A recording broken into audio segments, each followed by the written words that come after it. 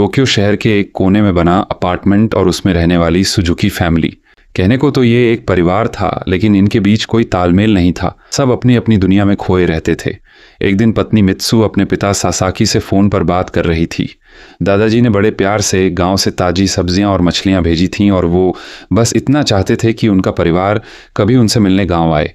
मित्सु ने अपनी बेटी यूई से कहा कि ज़रा दादाजी से बात कर लो, पर यूई ने मुंह सिकोड़ लिया और कहा कि मछलियों से गंदी बदबू आ रही है। फ़ोन कटने के बाद मित्सु ने मछली पकाने की कोशिश की, पर उसे देखकर ही उसे इतनी घिन आई कि उसने हाथ पीछे खींच लिए। उसके पति योशियुकी ने तो उसे छूने से ही साफ मना कर दिया, तो थक हार कर उस मछली को फ्रीजर में डाल दिया गया। तभी सब्जियों पर एक कीड़ा रेंगता हुआ दिखा, जिसे देखकर पूरा परिवार ऐसे चिल्लाया जैसे कोई भूत देख लिया हो। वो इतने घबराए हुए थे कि उनका ध्यान इस बात पर गया ही नहीं कि वो कोई कीड़ा नहीं, बल्कि यूई की नकली पलकें, आईलैशेस थीं। इन सब के बीच योशियुकी को बस अपने खाने की पड़ी थी और यूई अपने फ़ोन की स्क्रीन में डूबी हुई थी। आखिरकार मित्सु ने हिम्मत जुटाई और उस कीड़े को बाहर फेंका। इसी दौरान बेटा केंजी घर आया, लेकिन बिना किसी को ग्रीट किए, नमस्ते या हेलो कहे, सीधे अंदर चला गया। उसके कानों में हमेशा हेडफोन लगे रहते थे। जब माँ ने खाने के लिए पूछा तो उसने बिना एक शब्द बोले अपने हाथ में थमा फास्ट फूड का पैकेट दिखा दिया और अपने कमरे में बंद हो गया। घर के दोनों बच्चे अपने अपने कमरों में बस स्क्रीन से चिपके रहते थे। मित्सु को स्मार्टफोन के बढ़ते बिलों की चिंता सता रही थी। उसने योशियुकी से कहा कि वो बच्चों से इस बारे में बात करे, लेकिन योशियुकी तो टीवी देखने में इस कदर मग्न था कि उसने अपनी पत्नी की बात पर ध्यान तक नहीं दिया। अगली सुबह योशियुकी की आंख देर से खुली क्योंकि उसका अलार्म बजा ही नहीं था। जब उसने घड़ी देखी तो उसकी सुइयां रात के 3 बजे पर ही रुकी हुई थीं। तभी मित्सु ने आकर बताया कि पूरे इलाके की बिजली ब्लैकआउट हो गई है और साथ ही उसने वो बासी मछली कचरे में फेंक दी। कुछ ही देर में यूई भी उठ गई और रोने धोने लगी क्योंकि उसके फ़ोन की बैटरी ख़त्म हो चुकी थी। मित्सु नाश्ता बनाने गई, पर न तो राइस कुकर चल रहा था और न ही इंडक्शन चूल्हा। किसी तरह उसने एक गैस बर्नर जलाया, लेकिन भूखा प्यासा परिवार इंतज़ार करने को तैयार नहीं था और बिना कुछ खाए ही घर से निकल गया। मुसीबत यहीं ख़त्म नहीं हुई, अपार्टमेंट की लिफ्ट भी बंद पड़ी थी। नतीजतन सारे पड़ोसियों को सीढ़ियों से उतरकर नीचे आना पड़ा। जब योशियुकी स्टेशन पहुंचा तो पता चला कि ट्रेनें भी ठप हैं और किसी को नहीं मालूम कि वो कब शुरू होंगी। मजबूरन योशियुकी को पैदल ही अपने ऑफिस के लिए निकलना पड़ा। दूसरी तरफ केंजी अपनी साइकिल से कॉलेज जा रहा था। तभी उसने देखा कि उसका फ़ोन भी अचानक पूरी तरह बंद हो गया। सड़कों का नज़ारा हैरान करने वाला था। गाड़ियों के इंजन पूरी तरह ठप हो चुके थे, इसलिए सड़कों पर सिर्फ साइकिलें ही चलती दिखाई दे रही थीं। एक टैक्सी ड्राइवर ने तो अपनी गाड़ी के इंजन में पानी डालकर उसे चालू करने की नाकाम कोशिश भी की। अपने घर के बाहर मित्सु ने पड़ोस की औरतों से बात की तो सबने कन्फर्म किया कि कहीं भी बिजली नहीं है। सबने मिलकर मोमबत्तियां खरीदने का फैसला किया, लेकिन जैसे ही मित्सु आगे बढ़ी उसे याद आया कि वो अपना पर्स तो घर पर ही भूल आई है। जब योशियुकी अपने ऑफिस पहुंचा तो वहां के हालात और भी खराब थे। ऑफिस के दरवाजों में इलेक्ट्रॉनिक लॉक लगे थे जो बिजली न होने की वजह से खुल ही नहीं रहे थे। आखिरकार 2 आदमियों ने कांच तोड़ा ताकि सब अंदर जा सकें। लोग सीढ़ियां चढ़कर अपने केबिन तक पहुंचे, लेकिन बिना लाइट और कंप्यूटर के भला क्या काम होता। स्कूल में यूई ने देखा कि उसकी क्लास के लगभग सभी बच्चे लेट पहुंच रहे हैं और किसी का फ़ोन काम नहीं कर रहा। कुछ टीचर्स तो स्कूल आ ही नहीं पाए, इसलिए बच्चों को स्टडी हॉल में बिठा दिया गया। कॉलेज में केंजी भी इसी अजीब स्थिति से गुजर रहा था। मित्सु जब राशन की दुकान पर पहुंची तो वहां रेडीमेड खाने के शेल्फ पहले ही खाली हो चुके थे। लोग पागलों की तरह मोमबत्तियां और पानी खरीद रहे थे, तो मित्सु ने भी वही किया। काउंटर पर कर्मचारियों ने अनाउंस कर दिया कि ब्लैकआउट के कारण क्रेडिट कार्ड नहीं चलेंगे, सिर्फ कैश नकद लिया जाएगा। ये सुनते ही सब एटीएम की तरफ भागे, लेकिन एटीएम मशीनें भी बंद थीं। ऑफिस में कई घंटों तक बिना कुछ किए बैठे रहने के बाद योशियुकी के बॉस ने सबको जल्दी घर भेज दिया। योशियुकी दोबारा पैदल चलने के मूड में नहीं था, इसलिए उसने एक साइकिल खरीदने का मन बनाया, लेकिन डिमांड इतनी ज़्यादा थी कि साइकिलों के दाम आसमान छू रहे थे। न चाहते हुए भी योशियुकी को भारी भरकम कीमत चुकानी पड़ी। जब वो अपने अपार्टमेंट की सीढ़ियां चढ़ रहा था तो उसने देखा कि एक बुजुर्ग महिला थककर सीढ़ियों पर बैठी है, क्योंकि इतने फ्लोर चढ़ना उनके बस का नहीं था। उस रात सुजुकी परिवार ने मोमबत्ती की रोशनी में डिनर किया। योशियुकी अब भी जिद पर अड़ा था और पेन कागज़ लेकर अपने ऑफिस का काम करने की कोशिश कर रहा था। टॉयलेट इस्तेमाल करने के बाद उन्हें बाथटब से पानी भरकर फ्लश करना पड़ रहा था। किचन के सिंक में पानी न होने के कारण मित्सु बर्तन भी नहीं धो पा रही थी। इसी बीच यूई मोमबत्ती के उजाले में एक मैगजीन पढ़ रही थी, लेकिन वो लॉ के इतने पास चली गई कि उसके बाल झुलस गए। कमरों में बैठे बैठे बोर होकर दोनों बच्चे बाहर आ गए। तब मित्सु ने पूरे परिवार को बालकनी में बुलाया। शहर की सारी बत्तियां गुल होने की वजह से आसमान का नज़ारा बेहद खूबसूरत था और तारे साफ साफ टिमटिमाते हुए दिखाई दे रहे थे। 2 दिन बीत गए पर बिजली वापस नहीं आई। मित्सु अब बाथटब के पानी से हाथ से कपड़े धो रही थी। यूई जब स्कूल गई तो वहां इक्का दुक्का छात्र ही नजर आए, इसलिए वो वहां से लौट आई। योशियुकी के ऑफिस में बॉस ने ऐलान कर दिया कि जब तक पावर वापस नहीं आती कंपनी बंद रहेगी। इसके बाद योशियुकी ने देखा कि उसका बॉस अपने परिवार के साथ पहाड़ों की तरफ निकल रहा है, इस उम्मीद में कि वहां पानी और खाना मिल जाएगा। जैसे ही योशियुकी पीछे मुड़ा, उसने देखा कि एक चोर उसकी साइकिल चुराने की कोशिश कर रहा है, जिसे उसने तुरंत डांटकर भगा दिया। केंजी साइकिल चलाकर पड़ोसी शहर पहुंचा, लेकिन वहां भी अंधेरा ही पसरा हुआ था। जिस लड़की को वो पसंद करता था को ढूंढ रहा था, लेकिन जैसे ही वो लड़की सामने आई, केंजी घबरा गया और छिप गया। इस चक्कर में उसकी साइकिल गिर गई और उसके पैर में चोट लग गई। उसने बेबसी से देखा कि वो लड़की अपने परिवार के साथ शहर छोड़कर जा रही है। पानी के प्लांट पर मित्सु और बाकी पड़ोसी अपनी बोतलें भरने के लिए घंटों कतार में खड़े रहे, लेकिन वहां के कर्मचारियों ने हाथ खड़े कर दिए और कहा कि पंप काम नहीं कर रहे। उन्होंने बताया कि जमीन के नीचे पानी तो है, लेकिन वो फिल्टर नहीं है और उसे पीना खतरनाक हो सकता है, इसलिए वो हाथ से पानी निकालकर नहीं देंगे। ये सुनकर भीड़ ने हंगामा शुरू कर दिया। बैंक में योशियुकी ने सुना कि एटीएम और डेबिट कार्ड पूरी तरह बंद हैं। अब कैश निकालने का इकलौता तरीका यह था कि लोग अपनी आईडी और बैंक पासबुक दिखाएं। ऊपर से नियम यह बना दिया गया कि एक व्यक्ति एक बार में सिर्फ $600 के बराबर की रकम ही निकाल सकता है। लोग डर गए और पहले अंदर घुसने के चक्कर में एक दूसरे को धक्का देने लगे। इस धक्का मुक्की में योशियुकी के हाथ से सारे कागजात गिर गए और जब वो उन्हें उठाने झुका तो लोगों के पैरों से उसे चोट लग गई। अपनी बहती हुई नाक को संभालते हुए उसे वहां से भागना पड़ा। ब्लैकआउट के 7वें दिन तक किराना दुकानें पूरी तरह खाली हो चुकी थीं और स्कूल बंद थे। जो लोग खाने पानी की तलाश में दूसरे शहरों में गए थे, उन्हें भी खाली हाथ लौटना पड़ा। हर बीतते घंटे के साथ टोक्यो के लोग शहर खाली कर रहे थे और इस उम्मीद में गांवों की तरफ भाग रहे थे कि शायद वहां कोई रास्ता निकल आए। पड़ोसियों के साथ एक बेनतीजा मीटिंग करने के बाद योशियुकी और मित्सु अपनी बिल्डिंग की एक बुजुर्ग महिला का हालचाल लेने गए, जो काफ़ी समय से दिखाई नहीं दी थी।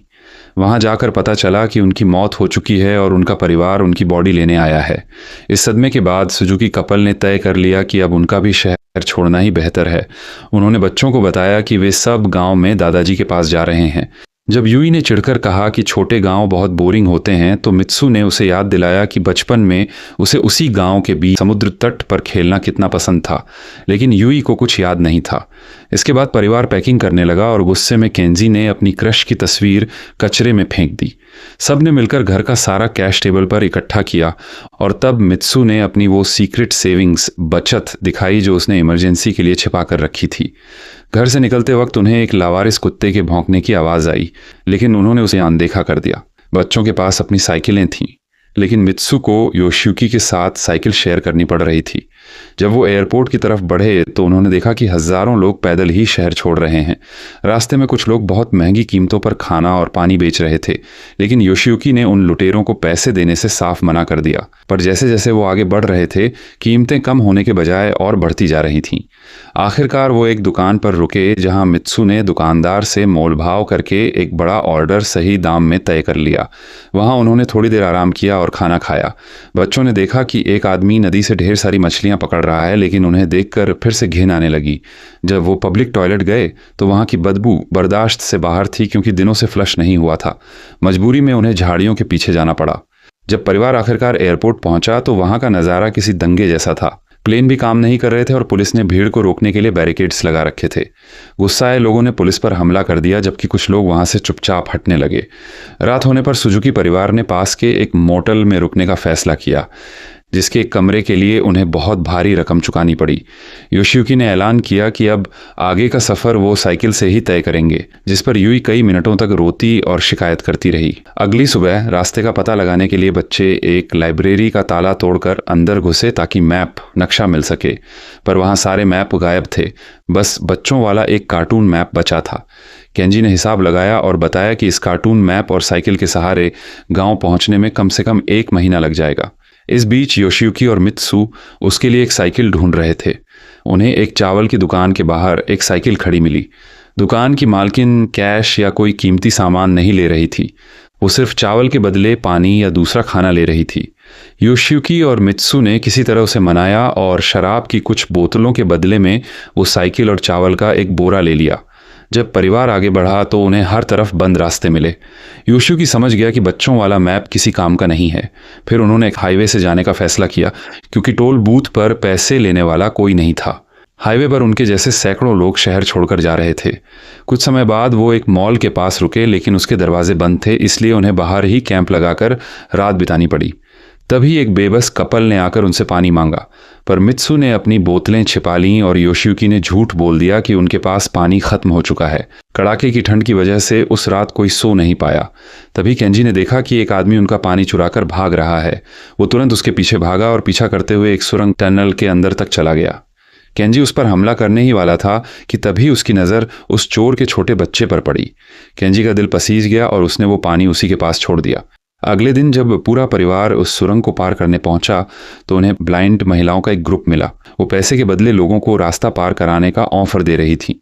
योशियुकी को लगा कि सुरंग तो बिल्कुल सीधी है, तो पैसे क्यों बर्बाद करना। वो लोग खुद ही आगे बढ़ गए, लेकिन अंदर जाते ही घना अंधेरा छा गया। वो लोग खड़ी गाड़ियों से टकराने लगे और उनका पैर एक मरे हुए रैकून जैसी गंदी चीज़ों पर पड़ गया।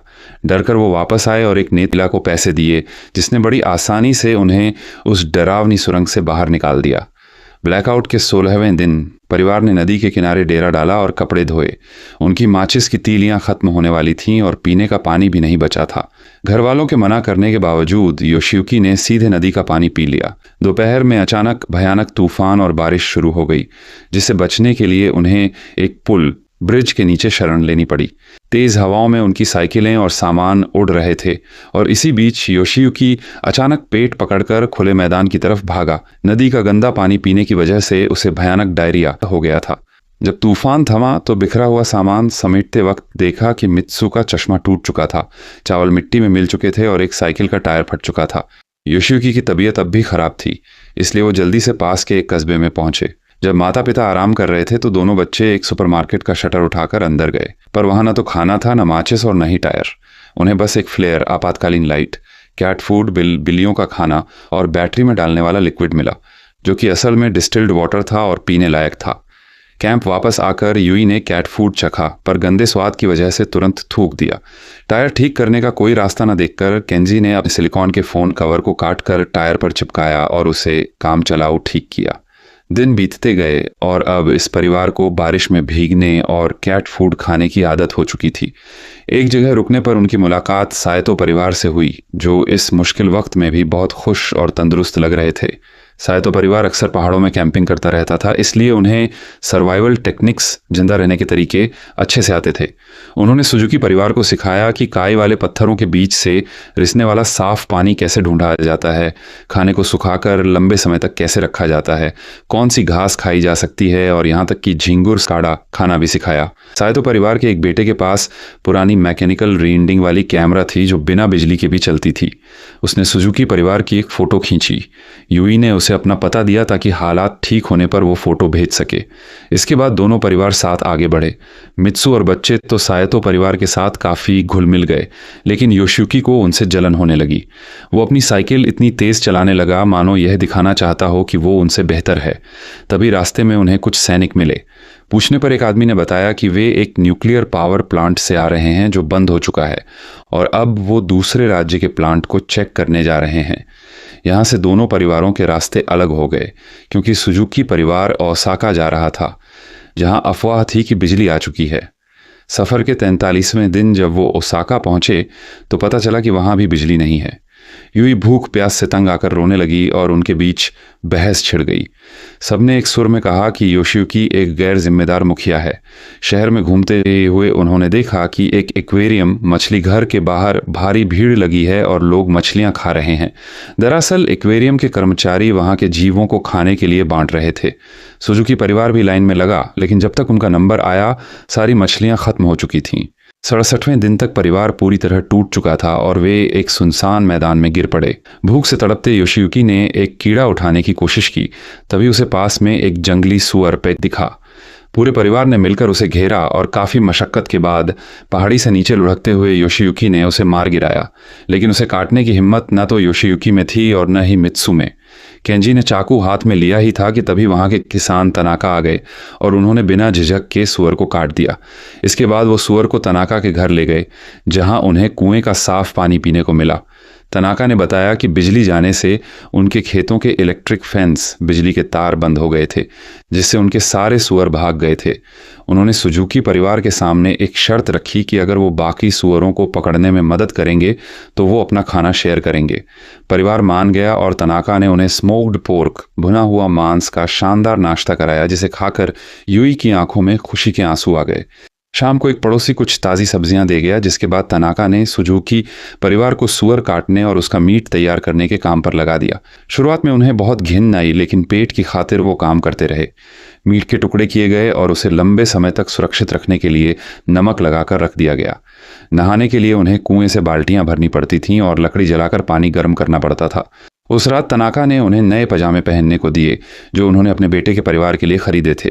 उनका बेटा अब अमेरिका में रहता था और इस ब्लैकआउट में उनसे संपर्क करने का कोई जरिया नहीं था। योशियुकी और मित्सु को एहसास हुआ कि भले ही उनके पास सुख सुविधाएं नहीं हैं, लेकिन उनके बच्चे उनके साथ सुरक्षित हैं।